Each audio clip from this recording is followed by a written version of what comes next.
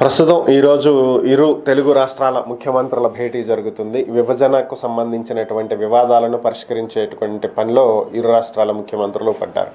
ఇది కొంత శుభ పరిణామం, అందరూ ఆహ్వానించదగ్గ పరిణామం. అయితే ఇక్కడ రెండు రాష్ట్రాల మధ్య అంశాలు కొన్ని పొత్తు కుదరనటువంటి అంశాలు, ముఖ్యంగా షెడ్యూల్ 9, 10లో ఉన్నటువంటి ఆస్తుల పంపకాలు, సంస్థల పంపకాలు, అప్పుల పంపకాలు, ఇవే ప్రధానంగా ఉన్నాయి.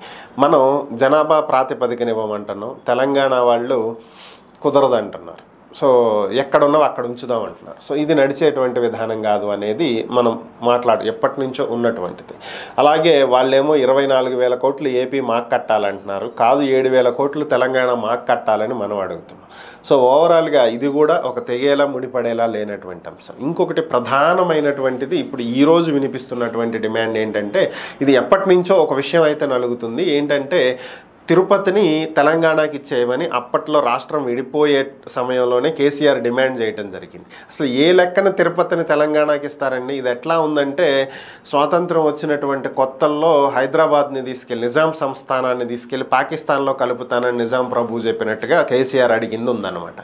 భారతదేశం మధ్యలో ఉన్నటువంటి తెలంగాణ రాష్ట్రాన్ని, నిజాం సంస్థానాన్ని పాకిస్తాన్లో కలుపుతారని కనీసం కామన్ సెన్స్ ఉండాలి కదా. సో అలాగే ఎక్కడో చెన్నై, తమిళనాడుకి బోర్డర్లో చిత్తూరులో ఉన్నటువంటి తిరుపతిని తీసుకొచ్చి తెలంగాణకి ఏ విధంగా ఇస్తారు? అసలు ఎందుకు ఇస్తారు? తెలంగాణకు ఉన్నటువంటి జిల్లాలు ఎన్ని, రాష్ట్రాలు ఎంత, రాష్ట్రానికి ఉన్నటువంటి జిల్లాలు పరిధి, వీటినన్నింటినీ చూస్తారు కదా. అలాగే 1956కి ముందున్న తెలంగాణ కావాలని అడిగాడు. సో దాని ప్రకారం చూసుకున్నా కూడా భద్రాచలం ఏపీలో ఉండాలి. అది రెవెన్యూ డివిజన్ ఏలూరు కింద ఉండేది అప్పుడు, కానీ తీసుకెళ్ళి ఇప్పుడు ఖమ్మం జిల్లాలో కలిపారు అప్పుడు రాష్ట్రం కలిసిపోయిన తర్వాత. కానీ వాస్తవానికి ఖమ్మం ఎక్కడ ఉండేది? వరంగల్ జిల్లాలో ఉండేది. సో దాన్ని విడగొట్టి ఖమ్మం జిల్లా చేసి దాన్ని భద్రాచలాన్ని అక్కడ కలిపారు. సో ఇప్పుడు భద్రాచలం తీసుకెళ్ళి తెలంగాణకి ఇచ్చారు. వాస్తవానికి మరి 56 ప్రకారం చూసుకుంటే భద్రాచలం ఏపీకి రావాలి, కానీ ఏపీకి రాలేదే, తెలంగాణకి ఇచ్చారుగా. సో ఇప్పుడు ఏం అడుగుతున్నారు?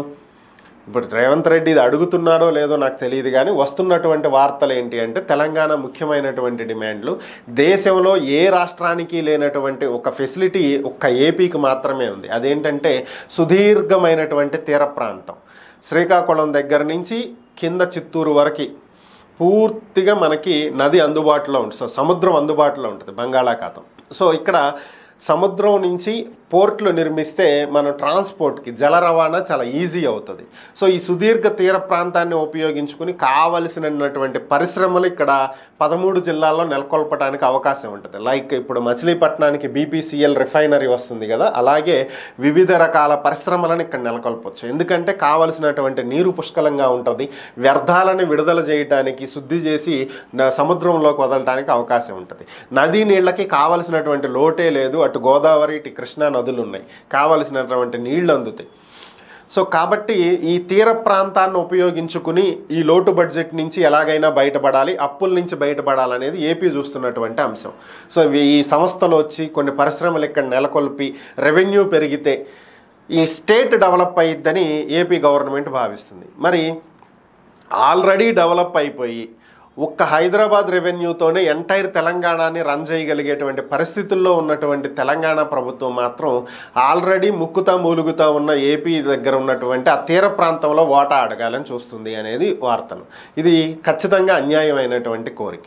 ఇక రెండోది, తిరుపతి దేవస్థానంలో వాటా. అసలు తిరుమలలో ఎందుకు వాటా ఇస్తారు? టీటీడీకి ఉన్నటువంటి ఆస్తులు, వాటికి ఉన్నటువంటి ఆదాయం అన్నింటిలో పంపకాలు అడుగుతుంటే, మరి హైదరాబాదులో ఉన్నటువంటి రెవెన్యూలో పంపకాలు అడిగితే వాళ్ళు ఇస్తారా? హైదరాబాద్కు వస్తున్నటువంటి రెవెన్యూలో సగం మాకు ఇవ్వమంటే ఒప్పుకుంటారా? ఒప్పుకోరు కదా. 42.8% వాటా కావాలి అని చెప్పి తెలంగాణ అడగబోతుంది అనేది ఉదయం నుంచి వివిధ సోషల్ మీడియా, సామాజిక మాధ్యమాలలో, అలాగే ఎలక్ట్రానిక్ మీడియాలో వస్తున్నటువంటి వార్తలు, స్క్రోలింగ్లు. మరి ఏ లెక్కన ఈ వాటాలు అడుగుతారు? దీనికి అసలు ఏపీ ఎలా ఒప్పుకుంటుంది? ఒకవేళ ఒప్పుకుంటే మాత్రం అది నిజంగా రాష్ట్రానికి అన్యాయం చేసినట్టే. మరి వాళ్ళు ఒప్పుకుంటారా? మీకు ఇవన్నీ ఇస్తాం, బాగానే ఉంది, హైదరాబాద్లో మాకు వాటా ఇవ్వండి, హైదరాబాద్ రెవెన్యూలో సగం మాకు ఇవ్వండి అంటే ఒప్పుకుంటారా? ఒప్పుకోరు కదా. సో వాళ్ళు రాష్ట్రానికి అన్యాయం చేసినట్లే అవుతుంది అప్పుడు. సో ఇది మినిమం ఆలోచన ఉండాలి. ఏదంటే అది ఏదైనా సహేతుకంగా అడిగితే సమస్యలు పరిష్కారం అవుతాయి తప్ప పరిష్కారం చేసుకోవటం ఇష్టం లేక ఇలాంటి వంకలు పెడితే మాత్రం అది సాధ్యమయ్యేటువంటి పని కాదు. అది తెగదు, ముడిపడదు, ఎప్పటికీ ఇవి పరిష్కారం కావు ఇదే పరిస్థితి కనుక వెళ్తే.